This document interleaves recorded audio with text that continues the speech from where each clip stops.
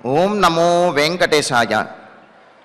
అసిత కమల భాసా భాసయంతం త్రిలోకం దశరథ కుల దీపం దైవతాం భోజభానుం దినకర కుల బాలం దివ్య కోదండ పాణిం కనక ఖచిత రత్నాలంకృతం రామమీడే. ముల్లోకముల యందు అందరికంటే ప్రకాశవంతమైనటువంటి ముఖవర్చస్సు గలవాడు, సమస్త దేవతలకు తేజస్సును ప్రసాదించువాడు, రవి కులోత్తముడు, కోదండపాణి అయినటువంటి శ్రీరామచంద్రునికి నమస్కరిస్తూ తదభిన్న స్వరూపుడైనటువంటి ఆ శ్రీనివాసుని యొక్క దయా విశేషం చేత సమస్త మానవాళికి ధర్మ తత్పరతను సకల కార్యసిద్ధిని చేకూర్చాలన్నటువంటి సంకల్పంతో తిరుమల తిరుపతి దేవస్థానం వారు నిర్వహిస్తున్నటువంటి శ్రీమద్ రామాయణం అయోధ్యాకాండ ప్రవచన పారాయణ కార్యక్రమంలో నేటికి మనం 327వ రోజులోకి ప్రవేశించాం. ఈ కార్యక్రమంలో ముందుగా అన్నమాచార్యుల వారి సంకీర్తనైనటువంటి కన్నులెదుటవే ఘన వైకుంఠము అనేటటువంటి సంకీర్తనను కుమారి లక్ష్మీరాజ్యం గారు, అన్నమాచార్య ప్రాజెక్టు కళాకారులు వారి బృందం యొక్క సహకారంతో ఆలపిస్తారు. శ్రవణం చేద్దాం. ఓం నమో వెంకటేశాయ.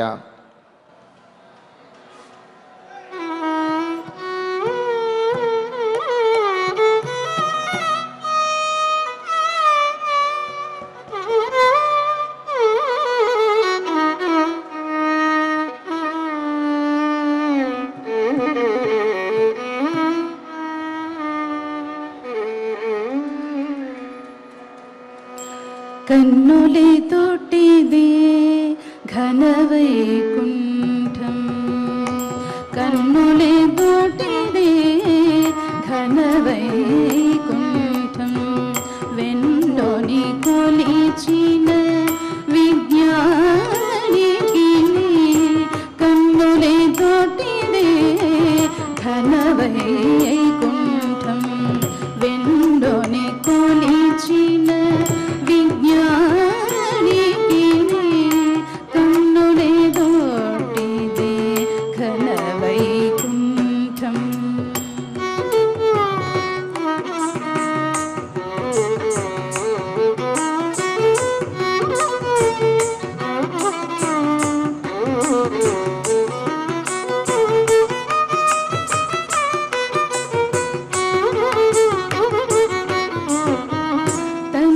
తలచినదెల్లా తత్వరహస్యమే తెలిసిన యోగికి దిన దినము, తలచినదెల్లా తత్వరహస్యమే తెలిసిన యోగికి దిన దినము, పలికినదెల్లా పరమ మంత్రములే, పలికినవెల్లా పరమ మంత్రములే, ఫలించిన హరి భక్తునిదే, పలికినవెల్లా పరమ మంత్రములే, ఫలించిన హరి భక్తునిదే, కన్నులే తోటిదే ఘన వైకుంఠం, వెన్నుని కొలిచిన విజ్ఞానికి కన్నులే తోటిదే ఘన వైకుంఠం.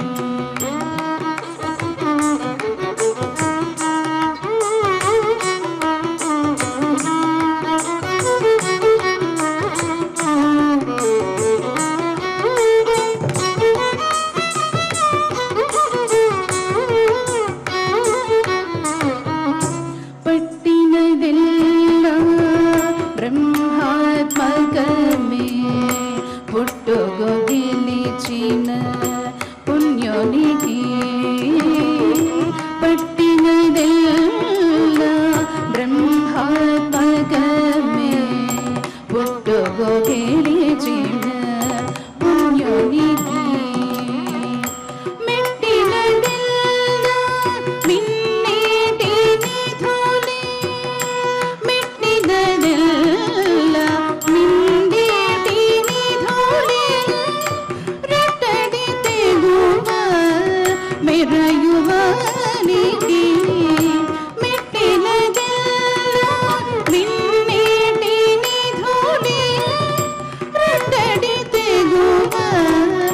మెరయువారికి కన్నులే దూటిదే ఘనవైకుంఠం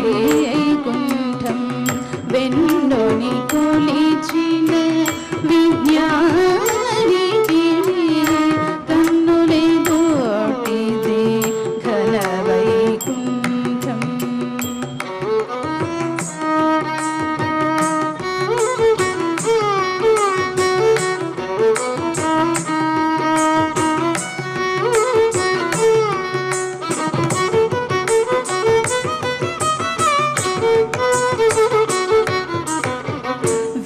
వినినవియెల్ల వేదాంతములి ఘనుడగు శరణాగతునికి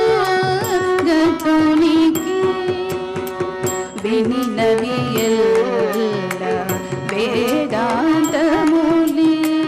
ఘనుడగు శరణాగతునికి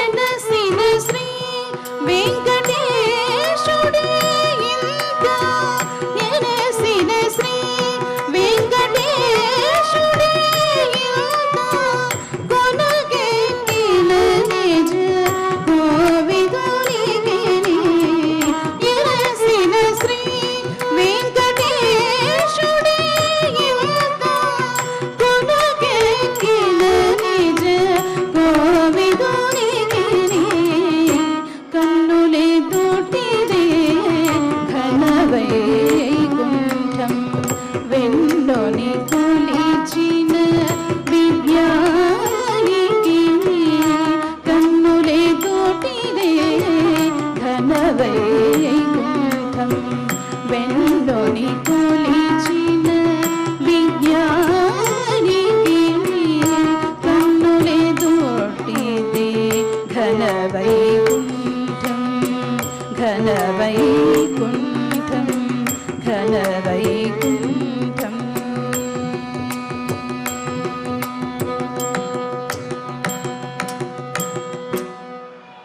సంకీర్తనను ఎంతో చక్కగా శ్రవణం చేశాం.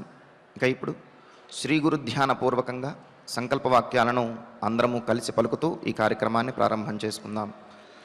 శ్రీ గురు ధ్యానం గురుర్బ్రహ్మా గురుర్విష్ణు గురుర్దేవో మహేశ్వరః గురుః సాక్షాత్ పరం బ్రహ్మ తస్మై శ్రీ గురవే నమః.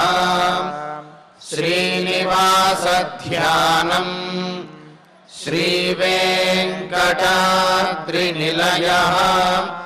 కమలాకాముకః పుమాన్ అభంగుర విభూతిర్నః తరంగయతు మంగళం. అథ సంకల్పః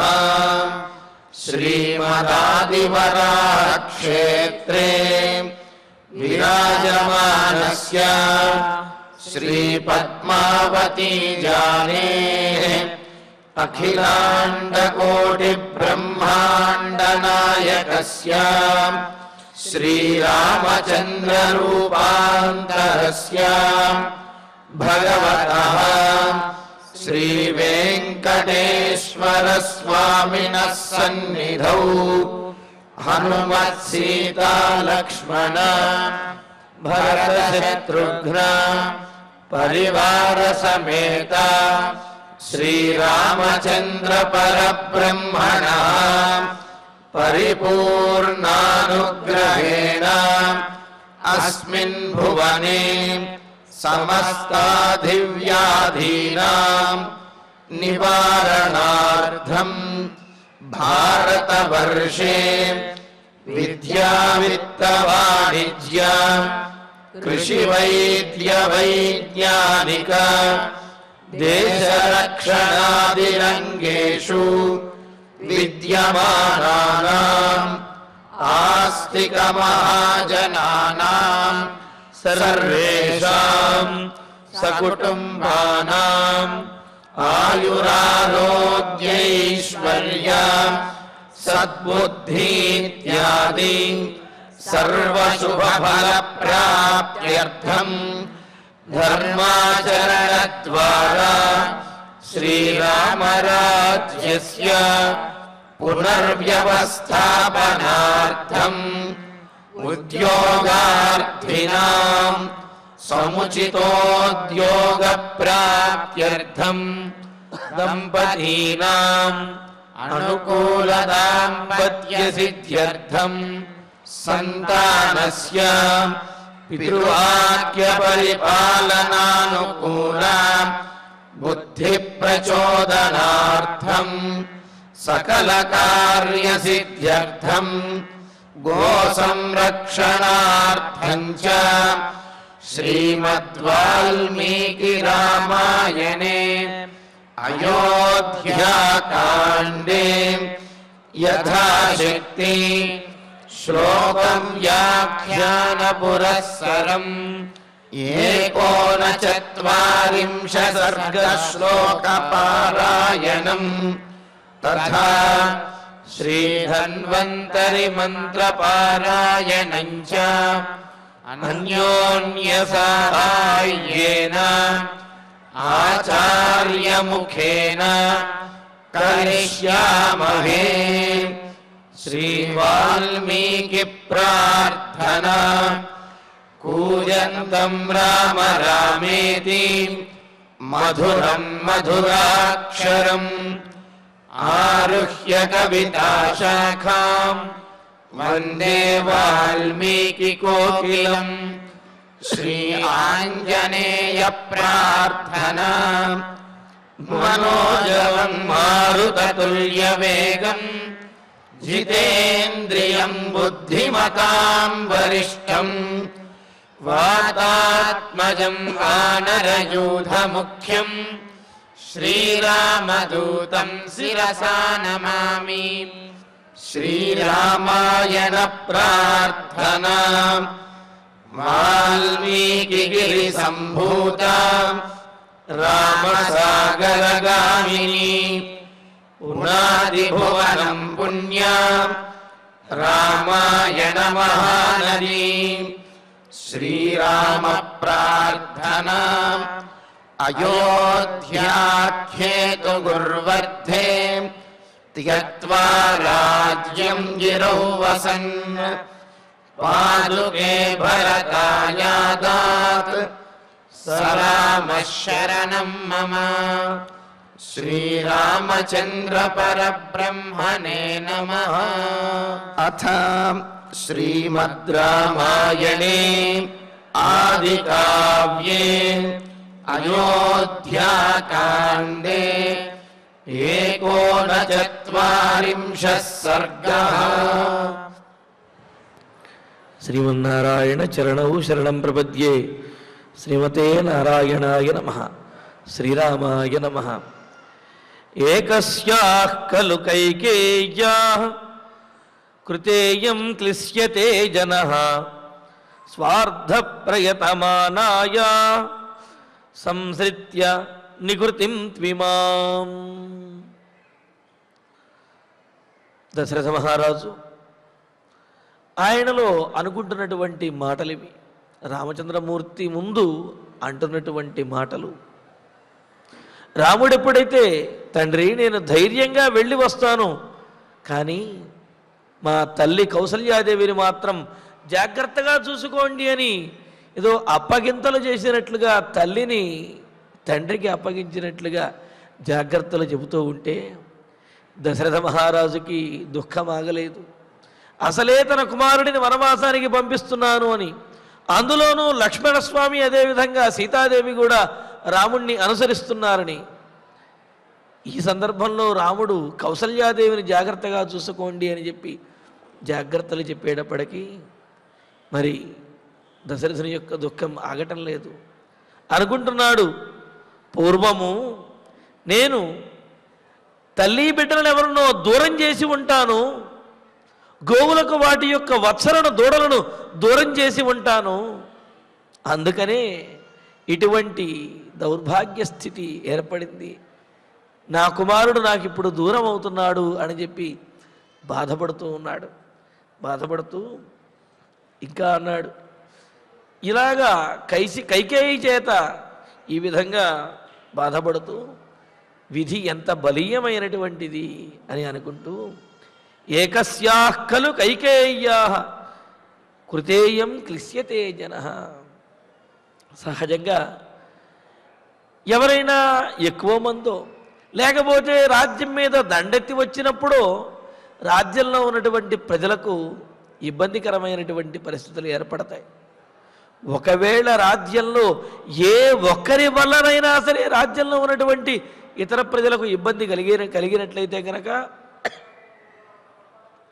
త్యజేదేకం అని చెప్పినట్లుగా ఒక రాజ్యము కోసమని చెప్పి లేకపోతే ఒక ఊరి కోసమని చెప్పి ఒకరిని విడిచిపెట్టవచ్చును అనే ధర్మశాస్త్రాన్ని అనుసరించి వారిని ఆ రాజ్యం నుంచి బయటకు పంపించేయటం కానీ లేకపోతే వారిని దండించడం కానీ జరుగుతుంది. అంటే ఎవరి వలన అయితే జనులందరికీ కూడా పీడ కలుగుతుందో, ఎవరి వలన అయితే ఇబ్బంది పడతారో బాధపడతారో అటువంటి వారిని రాజ్యం నుండి బయటకు పంపిస్తారు, వారిని శిక్షిస్తారు. కానీ దశరథ మహారాజు అనుకుంటున్నాడు, ఈనాడు ఒక్క కైకేయి వలన ఈ రాజ్యంలో ఉన్నటువంటి ప్రతి ఒక్కరూ కూడా అందరూ బాధపడుతూ ఉన్నారు. కానీ కైకేయిని ఏమీ చెయ్యలేనటువంటి స్థితి. ఎందుకని? సత్యపాశానికి ధర్మపాశానికి బద్ధుడనై ఆమెకు ఇచ్చినటువంటి వరములను తీర్చుకోవాలి అనే బాధ్యత ఉన్నది. కావున ఆమెను ఏమీ అనలేని పరిస్థితి అంటూ ఇమాం నికృతిం, ఈ కైకేయీదేవి ఈ విధమైనటువంటి కపటమును మనసులో ఉంచుకుని నన్ను వరములు అడిగి నన్ను బంధించేసింది. సంసృత్య స్వార్థే ప్రయతమానాయ, కపటమైనటువంటి మనస్సుతోటి వరములు కోరుకునేటువంటి వ్యాజముతోటి నన్ను ఈ విధంగా ధర్మపాశానికి బద్ధుణ్ణి చేసి ఏమీ చెయ్యలేనటువంటి నిస్సహాయ స్థితిలో చేసినటువంటి కైకేయి స్వార్థే ప్రయతమానాయ, కేవలం స్వార్థం కోసం ప్రయత్నిస్తున్నటువంటి ఏకస్యాః కైకేయ్యాః కృతే, ఒక్క కైకేయి మూలంగా ఒక్క కైకేయి కారణంగా అయం జనః క్లిశ్యతే, ఈ అయోధ్యానగరంలో ఉన్నటువంటి జనులు అందరూ కూడా ఒక్కరు ఇద్దరు అని కాదు, అందరూ కూడా బాధపడుతూ ఉన్నారు. స్వార్థంతో కపటంతో ఈ విధంగా చేసినటువంటి కైకేయి మూలంగా ఇంతమంది బాధపడవలసి వస్తున్నప్పటికీ కూడా నేను మాత్రము కైకేయిని ఏమీ చెయ్యలేనటువంటి నిస్సహాయ స్థితిలో ఉండిపోయానే, అయ్యో ధిక్ అని చెప్పి దశరథ మహారాజు అనుకుంటూ ఏవముక్త్వా తు వచనం బాష్పేణ పిహితేంద్రియః రామేతి సకృదేవోక్త్వా వ్యాహర్తుం న శశాకః. ఇలాగా ఆయన అనుకుంటూ ఎదురుగా ఉన్నటువంటి రాముడితోటి మాట్లాడాలి అని ప్రయత్నిస్తూ ఉన్నాడు. కానీ ఆ దశరథ మహారాజు ఏవం వచనం ముక్త్వా, ఈ విధంగా కైకేయి గురించి మాట్లాడి బాష్పేణ పిహితేంద్రియః, కన్నీళ్లతోటి నిండినటువంటి కన్నులు, కన్నీళ్లతోటి స్తంభించినటువంటి ఇంద్రియములు కలిగినటువంటి వాడై, అంటే ఏమిటి? కళ్ళ నిండా కన్నీళ్లు, దాంతో అంతా మసగగా అనిపిస్తున్నది. అదేవిధంగా హృదయం నిండా కంఠం నిండా అంతటా కన్నీళ్లు, దాంతో కనీసం మాట్లాడటానికి కానీ కదలటానికి కానీ కనీసం ఓపిక కూడా లేదన్నమాట. పిహితేంద్రియ, కన్నీళ్ల వలన శోకంతో స్తంభించినటువంటి ఇంద్రియములు కలిగిన వాడై సకృదేవ ఉక్త్వా, ఎంతో ప్రయత్నంతో ఒక్కసారి రామా అని చెప్పి పిలిచి వ్యాహర్తుం న శశాకః, కనీసం మాట్లాడటానికి కూడా న శశాకః, రాముడితోటి మాట్లాడేందుకు ఆయనకు శక్తి సరిపోలేదు అని అంటున్నారు.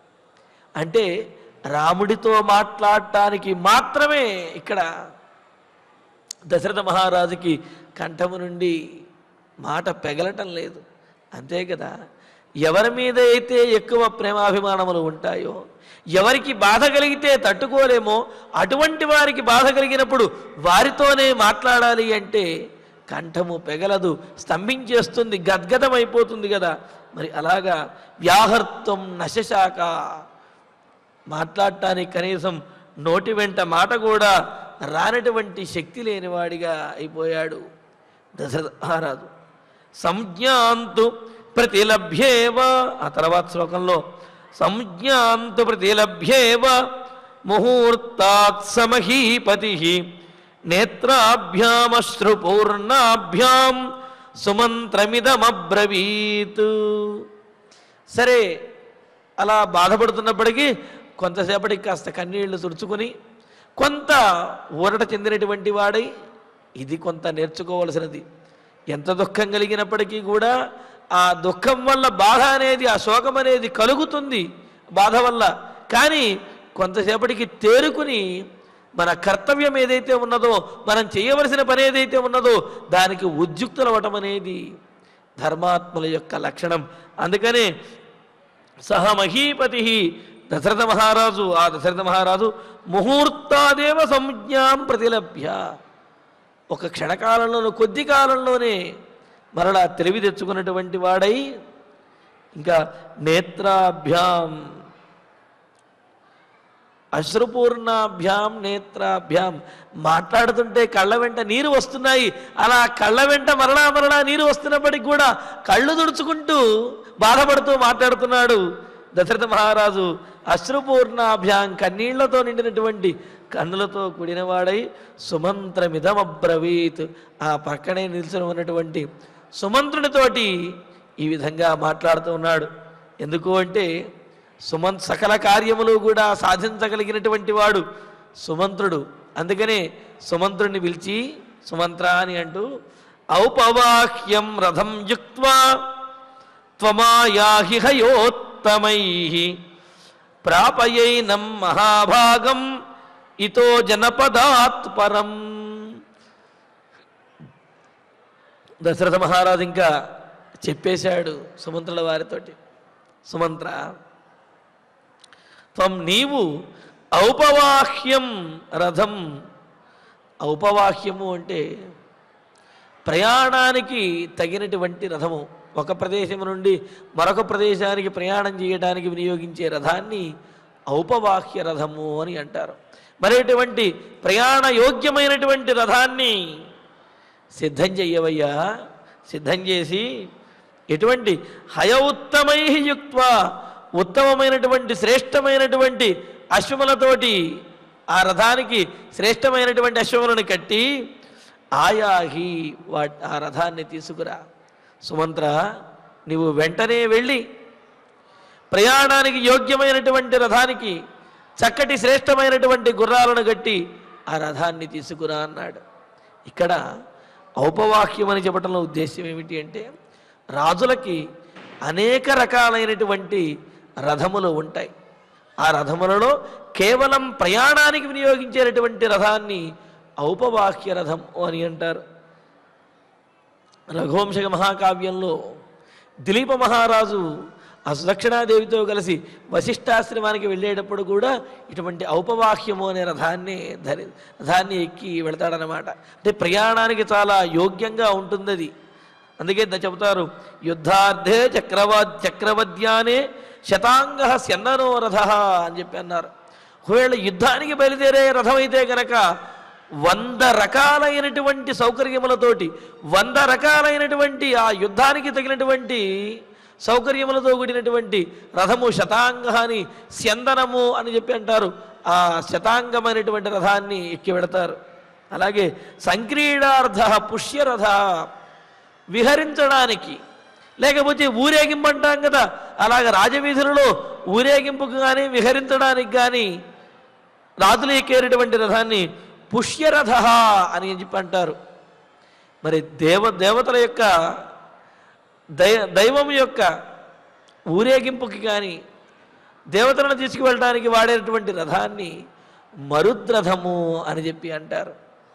అలాగే యోగ్యోరథో వైనాయకో అధ్వరథ, మరి వైనాయక రథము అని, అధ్వరథము అని, అలాగే ఔపవాక్య రథము అని చెప్పి ఇలా మార్గంలో ప్రయాణించడానికి ఉపయోగించేటటువంటి రథాన్ని ఔపవాక్య రథము అని ఈ విధంగా రథాల్లో అనేకమైనటువంటి భేదములను నిఘంటువుల్లో మనకు తెలియజేస్తున్నారు.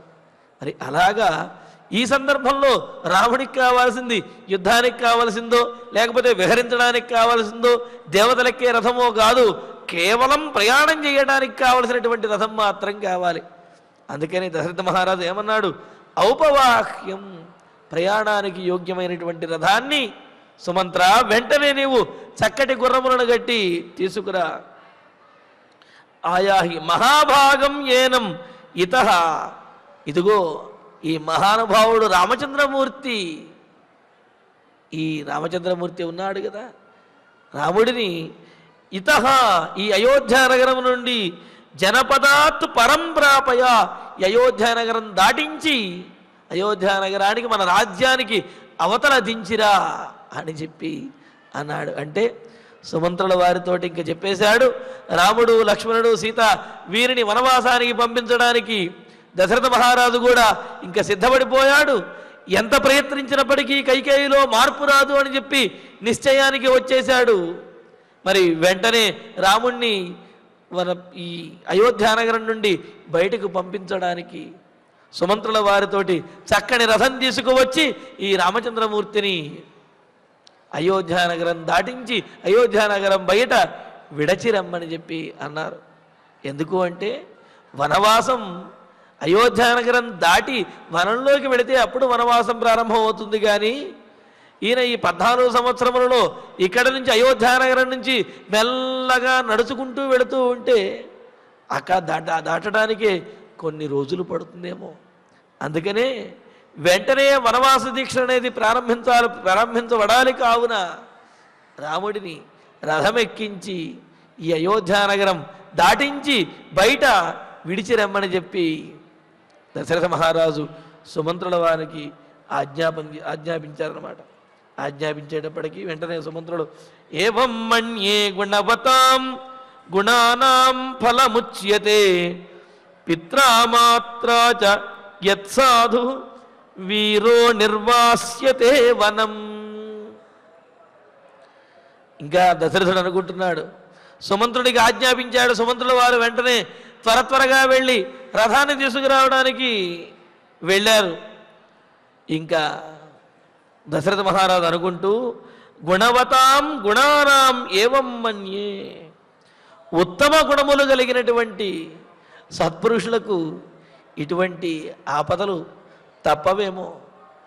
ఎందుకు అంటే చరిత్రలో కూడా పూర్వం చూసినట్లయితే ఎంతోమంది హరిశ్చంద్రుడు కానీ రంతిదేవుడు కానీ ఇటువంటి వారు కేవలం ధర్మానికి కట్టుబడినటువంటి వారు, సత్యవాక్ పరిపాలనకు కట్టుబడినటువంటి వారు, వాళ్ళందరూ కూడా అడవుల పాలై రాజ్యాన్ని కోల్పోయి పేదరికాన్ని అనుభవించి ఎంతో కష్టముల పాలయ్యారు కదా. అన్నీ చూస్తుంటే దశరథుడు అనుకుంటున్నాడు ఏమని, గుణవతాం, ఉత్తమమైనటువంటి గుణములు కలిగినటువంటి వారి యొక్క గుణానాం, వాళ్ళ గుణములకు ఫలం ఏమిటి అని అంటే ఏవం, ఇగో ఇట్లాగే ఉంటుంది. గుణవంతుల యొక్క గుణములకు ఫలము ఇదిగో ఇలా కష్టముల పాలవలసి వస్తుందేమో అని అంటున్నాడు. కానీ దశరథుడు శోకంలో అంటున్నటువంటి మాటలు, కానీ దశరథుడికి కూడా తెలుసు రాముని గుణముల యొక్క ఫలమనేది ఎప్పుడూ సముచితంగానే ఉంటుంది, అది లోక కళ్యాణం కోసమే అని. కానీ ఆ సందర్భంలో మాత్రం తన కుమారుడికి కలుగుతున్నటువంటి కష్టాన్ని తలుచుకుని సకల గుణాభిరాముడైనటువంటి రాముని యొక్క గుణములకు ఫలం ఇదేనా అని అనుకుంటూ మన్యే, ఇలాగే ఉంటుందేమో మరి. ఏవం యత్ సాధు వీర పిత్రా మాత్రాచ వనం నిర్వాస్యతే. ఎందుకు అంటే ఎంతో గొప్పవాడు, ధర్మాత్ముడు, సత్యవాక్ పరిపాలకుడు, వీరుడు అయినటువంటి నా రాముడు పిత్రా మాత్రాచ నిర్వాస్యతే, తల్లిదండ్రుల్ని విడిచి తల్లిదండ్రుల చేత విడవబడినటువంటి వాడై, రాజ్యము నుండి బహిష్కరించబడినటువంటి వాడై రాజ్యాన్ని విడిచి వెళ్ళిపోతున్నాడు అంటే గుణవంతుల యొక్క గుణములకు ఫలం ఇదేనా, వాళ్ళ యొక్క ధర్మనిష్టకు ఇదేనా ఫలము అని చెప్పి దశరథ మహారాజు తనలో తాను బాధపడుతూ ఉన్నాడు.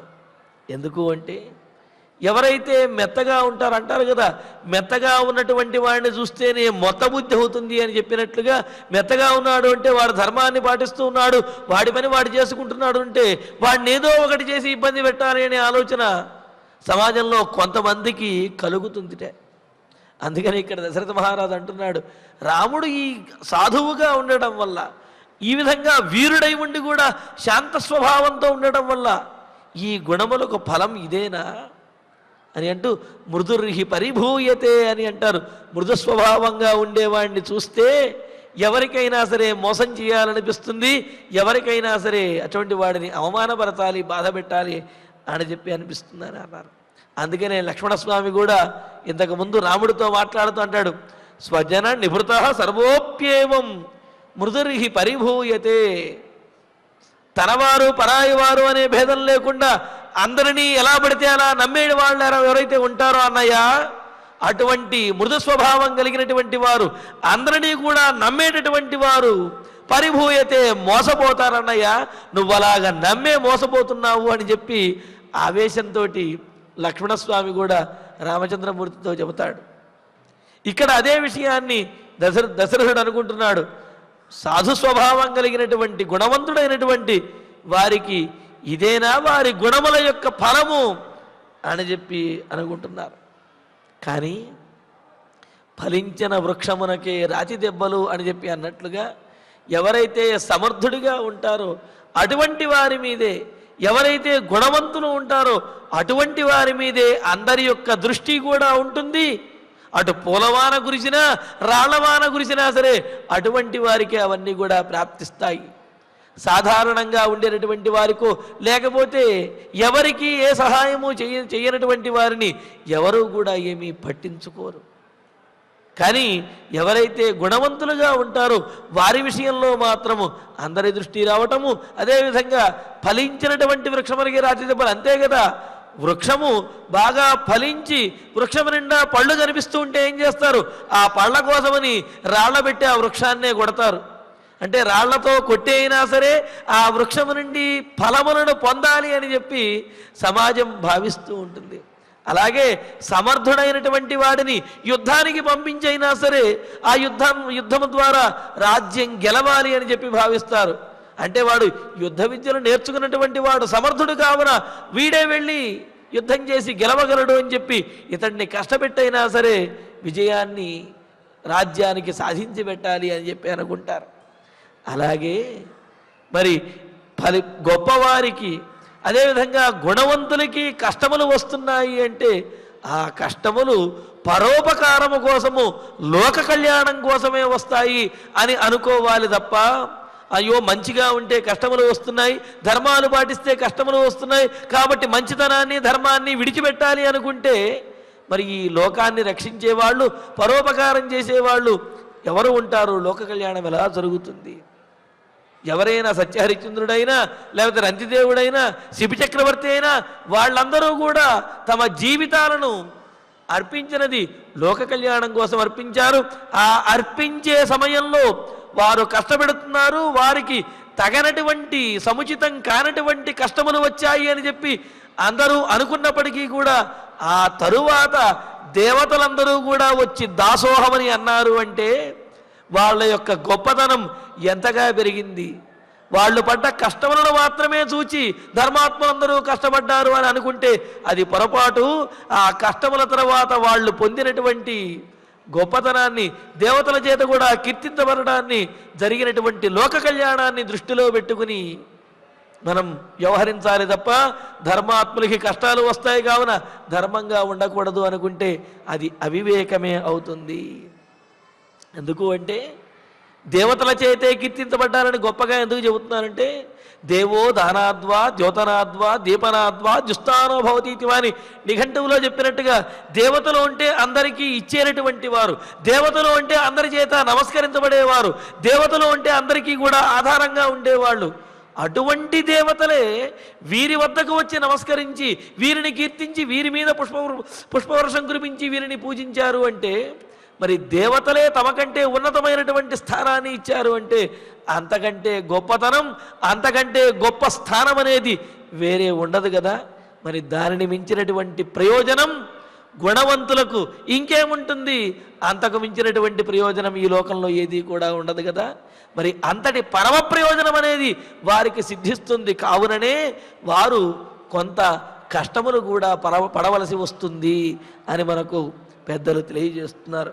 మరి అయితే ఇక్కడ దశరథ మహారాజు మాత్రం అనుకుంటున్నాడు, గుణవంతుల యొక్క గుణములకు ఇదేనా ఫలము? ఇటువంటి వారే కదా, ఇలా మృదు స్వభావంగా ఉండేవారే తల్లిదండ్రుల చేత అందరి చేత ఈ విధంగా రాముడు అందరి చేత విడువబడి దేశం నుండి బయటకు పంపించబడుతున్నాడు. రాముని యొక్క గుణములకు ఫలం ఇదేనా అని చెప్పి దశరథ మహారాజు ఆయన శోకిస్తూ బాధపడుతూ ఉన్నాడు. రాజ్ఞో వచనమాజ్ఞాయ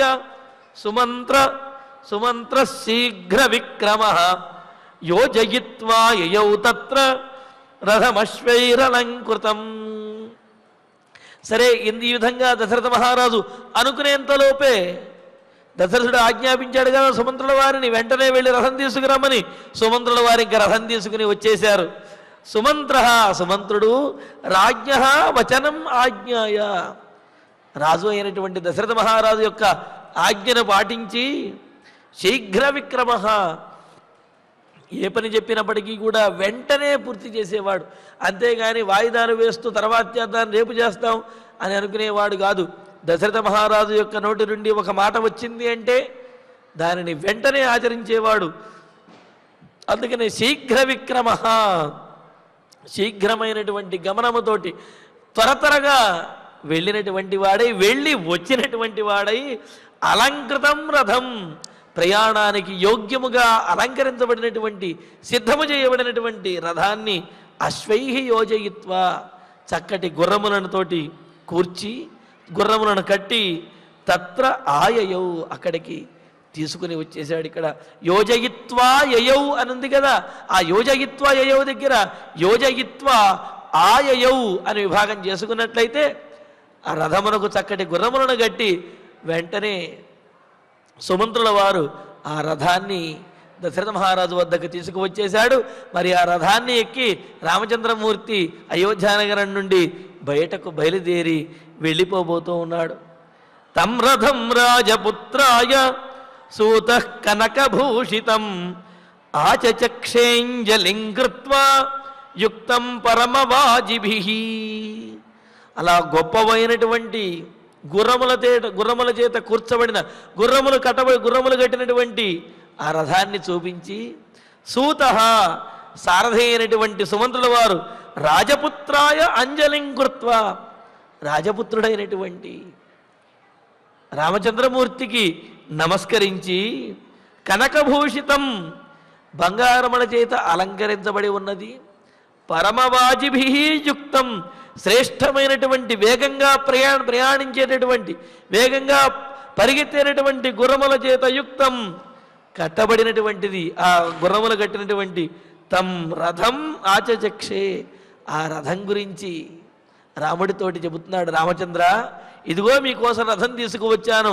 ఈ రథాన్ని కనుక మీరు అధిరోహించినట్లయితే, ఎక్కినట్లయితే అతి తక్కువ కాలంలో మిమ్మల్ని ఈ రాజ్యము నుండి, ఈ అయోధ్యానగరం నుండి బయటకు విడిచిరాగలను, మీరు వనవాసాన్ని ప్రారంభించవచ్చును అని చెబుతూ ఆ రథం యొక్క విశేషాన్ని రామచంద్రమూర్తికి తెలియజేసి ఆ రథం ఎక్కమని చెప్పి రాముణ్ణి ప్రేరేపిస్తూ ఉన్నాడు.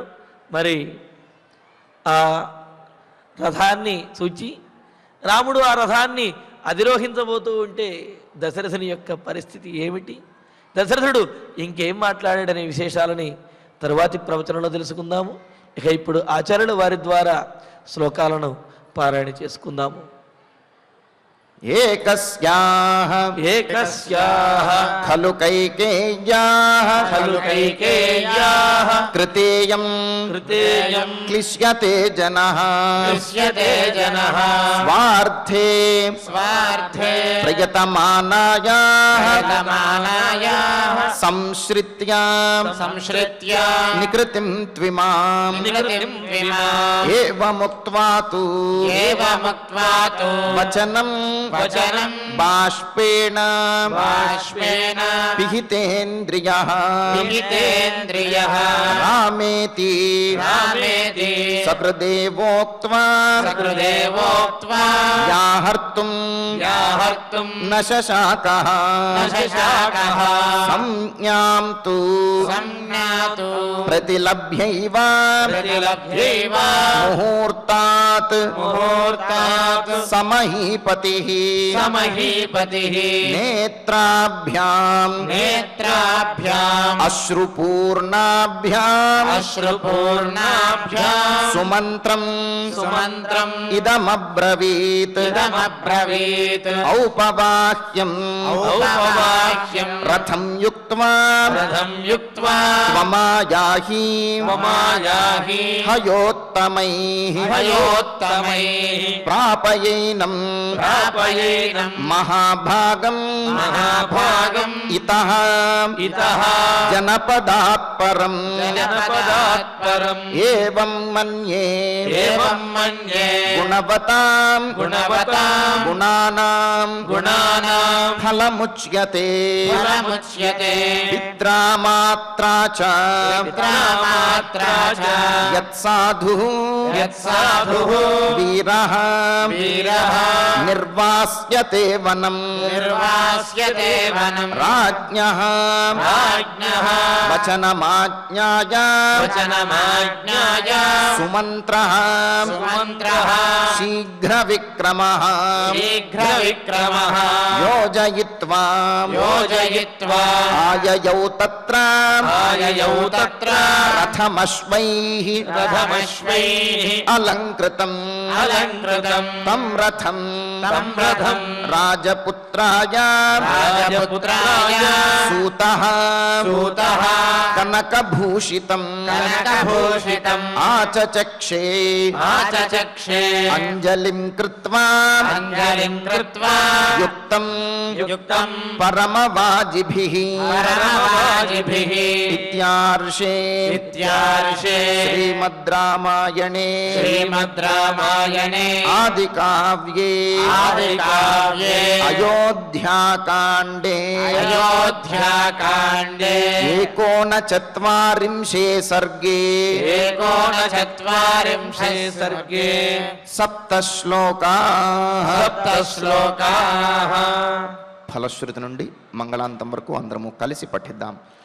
फलश्रुतिः आयुष्यमारोग्यकरं यशस्यं सौभ्रातृतं बुद्धिकरं सुखं च श्रोतव्यमेतन्नियमेन सद्भिः आख्यानमोजस्करवृद्धिकामैः श्रीरामचन्द्र परब्रह्मणे नमः. अथ धन्वन्तरि ध्यानम् अच्युतानन्त गोविन्द विष्णो नारायणामृता रोगान् मे नाशयाशेषान् आशु धन्वन्तरे हरे. आरोग्यं दीर्घमायुष्यं बलं तेजो धियं श्रियं स्वभक्तेभ्यो न गृह्णन्तम् वन्दे धन्वन्तरिं हरिं. धन्वन्तरेरिमं श्लोकं भक्त्या नित्यं पठन्ति ये अनारोग्यं न तेषां स्यात् सुखं जीवन्ति ते चिरम्. ॐ नमो भगवते वासुदेवाय. धन्वन्तरये अमृतकलशहस्ताय वज्रजलौकहस्ताय सर्वामयविनाशनाय त्रैलोक्यनाथाय महाविष्णवे स्वाहा. ॐ वासुदेवाय विद्महे सुधाहस्ताय धीमहि तन्नो धन्वन्तरि प्रचोदयात्. अथ नवग्रह प्रार्थना. आरोग्यं पद्मबन्धुर्वितरतु नितरां सम्पदं शीतरश्मिः भूलाभं भूमिपुत्रः सकलगुणयुतां वाग्विभूतिं च सौम्यः सौभाग्यं देवमन्त्री रिपुभयशमनं भार्गवः शौर्यमार्गिः दीर्घायुः सैंहिकेयः विपुलतरयशकेतुः आचन्द्रतारम् अरिष्टानि प्रणश्यन्तु दुरितानि भयानि च शान्तिरस्तु शुभं मेस्तु ग्रहाः कुर्वन्तु मङ्गलम् अथ क्षमा प्रार्थना यदक्षरपदभ्रष्टं मात्राहीनं च यद्भवेत् तत्सर्वं क्षम्यतां देवा नारायण नमोऽस्तु ते अथ भगवत्समर्पणम् कायेन वाचा मनसेन्द्रियैर्वा बुद्ध्यात्मना वा प्रकृते स्वभावात् करोमि यद्यत् सकलं परस्मै नारायणायेति समर्पयामि अथ मङ्गलम् श्रियः कान्ताय कल्याणनिधये निधयेऽर्धिनाम् श्रीवेङ्कटनिवासाय श्रीनिवासाय मङ्गलम्।